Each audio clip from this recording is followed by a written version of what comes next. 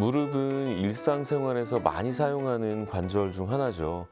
자주 사용하다 보니까 노화로 인한 질환도 생기고 또 무리한 활동이나 운동으로 인해서도 질환이 생기는데요. 흔히 운동선수들에게서 많이 발생한다고 알려져 있지만 더 이상 운동선수의 전유물이 아닌 일상생활 질환이 된 십자인대 파열에 대해서 알아보겠습니다. 안녕하세요. 정형외과 전문의 문상영 원장입니다. 무릎 관절 중간에 십자 모양으로 주행하는 두 개의 인대를 가리켜 십자인대라고 하는데요. 정강이뼈를 꽉 잡아서 무릎이 앞뒤로 흔들리지 않게 고정시켜주는 역할을 합니다. 무릎이 안정적으로 움직일 수 있도록 하는 구조물이고 앞과 뒤에 하나씩 있어서 전방, 후방 십자인대라고 부릅니다. 전방 십자인대는 정강이뼈가 앞으로 빠지는 것을 방지하고 무릎이 과도하게 펴지는 것을 막아줍니다. 후방 십자인대는 무릎이 돌아갈 때 축으로 작용하고 정강이뼈가 뒤로 빠지는 것을 막아줍니다.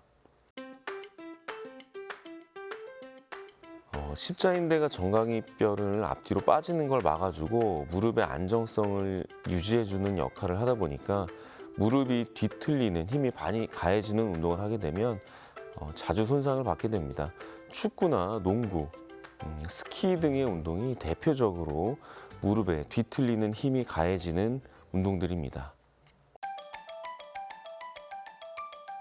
전방 십자인대는 후방 십자인대보다 더 얇고 약해서 파열이 발생할 확률이 더 높습니다. 따로 파열될 수도 있고 충격의 정도가 심한 고에너지 손상인 경우 전방, 후방 십자인대가 동시에 파열되는 경우도 있습니다. 전방 십자인대의 경우 앞서 얘기했던 농구나 축구, 스키 등의 운동 중에 발생하는 대표적인 스포츠 손상인데요. 점프하다 착지하면서 무릎이 뒤틀리는 경우, 빨리 뛰다가 갑자기 멈추거나 급작스럽게 방향을 바꾸는 때에 주로 발생하게 됩니다. 후방 십자인대의 경우 이제 교통사고를 무릎이 앞쪽 대시보드에 강하게 부딪히거나 낙상으로 무릎이 굽혀진 상태로 바닥에 떨어지는 경우, 그 충격으로 인해 발생하는 경우가 많습니다. 십자인대가 파열이 되면 처음에는 일단 많이 붓고 아픕니다. 무릎도 잘 안 구부러지고 걷기가 힘들어서 다치는 순간 문제가 생겼다는 것을 환자분들이 직감하게 됩니다. 치료가 제대로 되지 않으면 운동을 하기가 힘들어지고 빠르게 뛰거나 급격히 방향 전환을 하는 운동을 하면 무릎이 계속 빠지는 느낌도 들고 약해졌다는 느낌을 받게 됩니다. 또한 십자인대 파열에서 가장 중요한 것이 십자인대 파열이 방치되면 관절염이 빨리 생긴다는 것입니다. 무릎이 지속적으로 뒤틀리면서 연골판 파열과 관절 연골 손상을 가속화시켜서 퇴행성 관절염이 빠르게 생긴다는 것이 십자인대 파열의 가장 큰 문제입니다. 십자인대 손상은 기본적으로 MRI를 찍어서 진단을 하게 됩니다.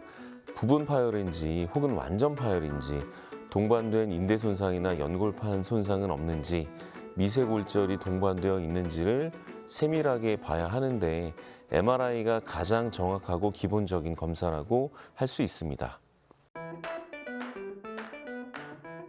파열된 정도나 환자분의 나이에 따라서 치료 방법은 달라지게 됩니다. 고령의 환자나 부분 파열의 경우 약물이나 물리치료, 보조기 등으로 증상을 호전시킬 수 있지만 상대적으로 젊거나 활동적인 환자들에 있어 완전 파열의 경우는 무조건 수술이 필요하다고 할 수 있습니다. 관절 내시경을 통해서 파열된 인대를 제거하고 새 인대를 원래 자리로 이식하는 재건술이 필요합니다.